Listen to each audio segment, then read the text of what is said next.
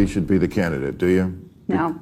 Okay. No, I'm not saying, I mean, like, it's not my job to pick who the candidate is going to be. Oh, it's mine. Yes. And it's not, it shouldn't be her. Maybe you should talk to the president about that. It shouldn't be her. Playing chess, and the Democrats are in the nurse's office because they glued their balls to their thigh. Democrats have become like a royal family that, because of so much incest, has unfortunately had children who are retarded. Apparently the grand plan is Dems keep fecklessly complaining until the 48 approval comes down to 40. Well, someone must tell the usual suspects on the far left that the saying is, when you're in a hole, stop digging, not keep digging. Talk about doubling down on what got you fucked in the first place. You're at 27%. You've got to get Trump to lose 8 points of popularity just for you to get to the point where you're 13 points below him. These two well-known figures, once praised for supporting certain ideas, are now pushing back hard. They've changed course, calling out the lies, the double standards, and the people still trying to defend a broken narrative. And no matter how loud the critics get, they're not backing down. If you like honest and direct content, don't forget to subscribe. Let's start with the moment one of them called out the people who still believe Palestine is completely innocent. It's something you'll want to see. There are illiberal beliefs that are held by vast numbers of Muslim people that I don't think... Vast number of Christians, too. No, that's not true. Not true. Vast numbers of Christians do not believe that if you leave the Christian religion, you should be killed for it. Vast numbers of Christians do not treat women as second-class citizens. Vast numbers of Christians I agree with that. do not believe that if you draw a picture of Jesus Christ, you should get killed for it. So yes, does ISIS do Khmer Rouge-like activities where they just kill people indiscriminately who aren't just like them? Yes, and would most Muslim people in the world do that or condone that? No. But most Muslim people in the world do condone violence. Just for what you think. They do. First of all, they say it. They shout it from the... Vast majorities of Muslims Absolutely. say that? There's a Pew poll of Egypt done a few years ago. 82%, I think it was, said stoning is the appropriate punishment for adultery. Over 80% thought death was the appropriate punishment for leaving the Muslim religion. I'm sure you know these things. I know. Well, I do. So to claim that this religion is like other religions is just naive and plain wrong. It is not like other religions. The New York Times pointed out in an op-ed a couple of weeks ago that in Saudi Arabia, just since August 4th, I think it was, they have beheaded 19 people. Most for non-violent crimes, including homosexuality. They didn't got the hands off it. It's both shocking and a bit ridiculous how some people act like they know it all, yet ignore the facts by siding with a known terrorist group. What's worse, they keep pushing the same twisted message over and over, like that one point makes everything else okay. But Bill Maher's not having it. He's breaking down every argument they throw out, pointing out the flaws, and making sure the real issues don't get lost. The Supreme Court is hearing about the case in Maryland about about a couple of religious people. It's really a religious-based case. They do not want trans books that teach kids that some people are trans in the schools. And here's Justice Amy Coney Barrett.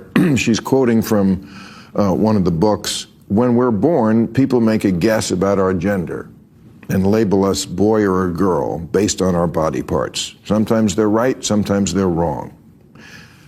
No, I think that's bullshit, okay? No, they're almost always right. If you have a dick, you're almost always a boy.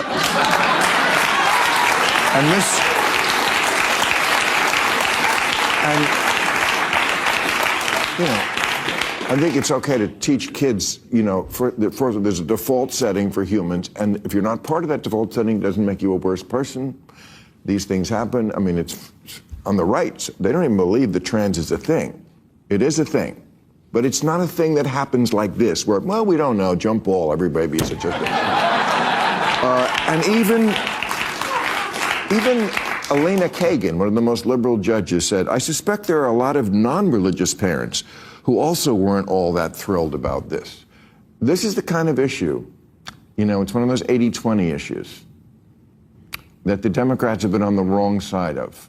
Now the far-left crowd is completely unraveling as all of this comes to light, It's honestly hard to understand how anyone can support pushing gender transitions on kids.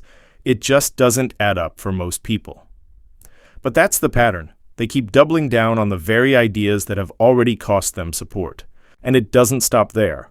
Bill Maher just revealed another shocking detail that makes this whole situation even more unbelievable. That it was demonized by the left is one of the things that I would say I could come up with a larger list of things that, when people are like, oh, why aren't you just all on our team? It's like, because your team does some shitty stuff too. Not nearly as much as the right, but you do some shitty stuff too. And pretending that ivermectin was somehow evil, it wasn't evil. It won the Nobel Prize in 2015. They say it's cured probably more people, except penicillin. Okay, was it crazy to think it could work on COVID? And look, the truth is probably in the middle somewhere, which is that for some people, yes, it probably has properties that mix, because again, we're all individuals. This one size fits all medical treatment bugs me.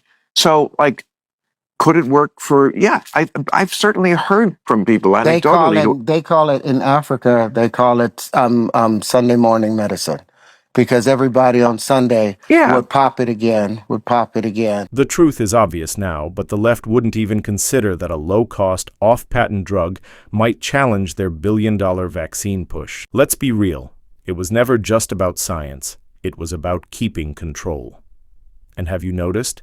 Not a single mainstream outlet has covered it. Why? Because they only report what fits their narrative.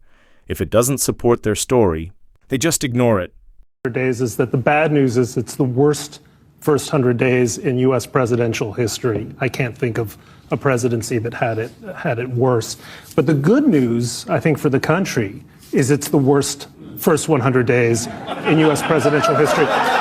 For precisely the reason that you suggest, Bill, which is that a lot of the country that voted for President Trump because they didn't like the course of the country under his predecessor, because they were mad, because they thought stuff needed to be broken up and disrupted, are waking up to the reality of just how much worse it can get. And I'm hearing from so many friends who voted for Trump, who remember the first Trump administration as being an era, at least until COVID, of prosperity, and saying, hang on a second, 100% tariffs, I'm losing half of my workforce, I can't afford things, the price of consumer goods is still going up, this is not what I voted for. And that's a relief, because if it had been a successful first 100 days, if it had been just a little less bad, people would say, well, what's the problem if we're not observing due process? Or what's the problem if we're defying the Supreme Court? That would be even more worrisome than what we have now. And I'll say it again.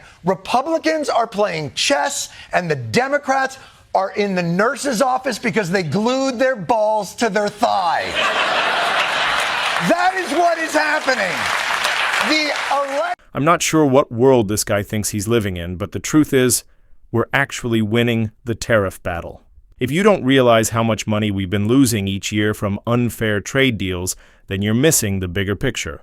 What Trump's doing now is fixing that, putting America first and making other countries finally play by. The same rules. It's not chaos, it's long overdue correction. Screw the billionaires, followed immediately by a very happy billionaire.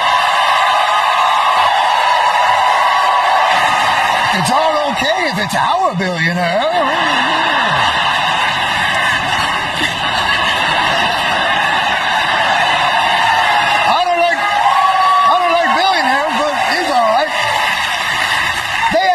Making fun of people for going to Yale, and a bunch of people who went to Yale.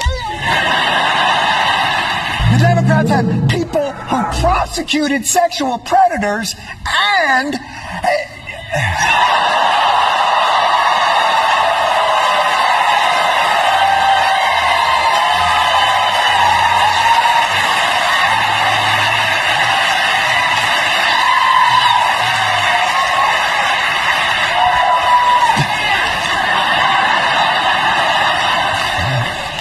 there goes that booking. No matter how clearly the facts are presented, the far-left crowd just won't hear anything that challenges their bubble. They're not thinking about how to win. The next election, they're too caught up in their own contradictions. Until they're ready to face reality and actually listen, they'll keep falling behind. Hear about why it happened from so many people who were so wrong about what was going to happen. And everyone has their own pet theory. But there's one theory that a lot of people seem to be coalescing around. They were too woke, insisting that people use the term Latinx. Too far to the left on transgender rights. You have to say they. No, you have to do this. Stop with the virtue signaling. Step away from woke. Focus less on who is woke and more on who is broke. Social justice issues take a back seat when your son is in the basement vaping and playing video games and can't find a job.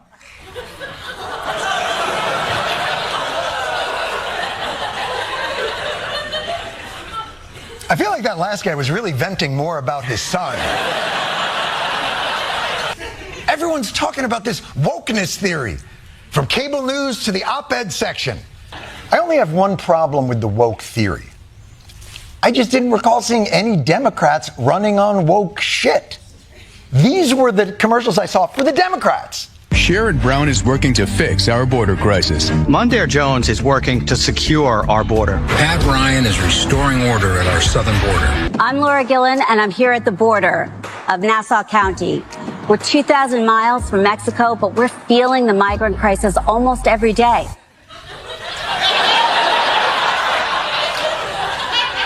In Nassau County, by the way, Suffolk County, make my day. You want a piece of our strip malls? You're going to have to go through Laura Gillen. Those are the Democrats. The Democrats. I gave the police more money than they even wanted. I gave them planes and tanks. They didn't talk about pronouns. They didn't say Latinx. It was the opposite. We can't let China steal Wisconsin jobs. Benefits for illegal immigrants? No way. Blocking support for white farmers? I mean, look at me. Standing with law enforcement against defunding the police. I've owned a gun my whole life. Let me be clear. I don't want boys playing girls' sports. You all know me. I've never. This is incredible. Jon Stewart may have accidentally confirmed what many have believed for a while now. It looks like the far-left crowd has been quietly pulling the strings behind the scenes, working to undo everything America stands for. When you really look at what they've done, it's obvious they've been trying to tear down everything Trump put in place, from key policies to national pride. But now the truth is starting to come out, even from people on their own side. Jews' homeland, and Jews have always lived there. You can look it up. It's in this book called the Bible. It says the Jews built a temple with a really big wall 7 centuries before Muhammad or Islam ever existed, and sure as shit, you can still go there and touch it. Calling Jews colonizers in Israel is like calling Native Americans colonizers here. It's ridiculous. To mark the October 7th anniversary, we must launch a campaign to educate young Americans about the Middle East. And the way I'd like to begin that process is by addressing an open letter to Chappell Roan, a great new recording artist who, like a Hezbollah pager, is really blowing up. Chappell, if you think it was repressive growing up queer in the Midwest, try the Mideast. Chappell, did you know that for 2,000 years, Palestine was like an Uber driver with a 3-star rating? Nobody wanted it. And there was never any Arab country called Palestine. Chappell, you're not wrong that oppression is bad, or that Palestinian and many other Muslim populations are oppressed and deserve to be freed. You just have it completely ass backwards as to who is doing the oppressing. Hamas is a terrorist mafia that took over Gaza. These are the oppressors. And when you make it all about Israel, you take the pressure off of them. You enable them. Gender may not be binary, but right and wrong. Some people keep pushing the pro-Palestine story while ignoring the truth. Bill Maher is just laying out the facts, and that's what's making them upset. To put it simply, Israel is the only country that has lived on the same land, spoken the same language, and practiced the same faith for 3,000 years. Yet the far left continues to call Israel the villain while ignoring the real situation. It's not just dishonest, it's embarrassing. For Obama, I voted for Clinton, But the idea that I could talk to them as freely as I felt this conversation was going is emblematic to me of why the Democrats lose the elections. Because they just don't feel that this is like a real person. And I know it's so weird to say that about Donald Trump, who I've said a jillion times is, you know, a whiny little bitch. I mean, I could go through my greatest hits of like insults, but this was about getting past that and maybe seeing that if we met in person, we don't hate each other as much, and we don't. And I'm sorry, I'm not gonna like pretend that's a bad thing. No, it's how you heal. It's becoming more obvious every day. Bill Maher is standing firm against the far left. Not with them, he's been calling them out one by one, and it's been amazing to watch. Even when it comes to the Israel and Palestine issue, he didn't hold back.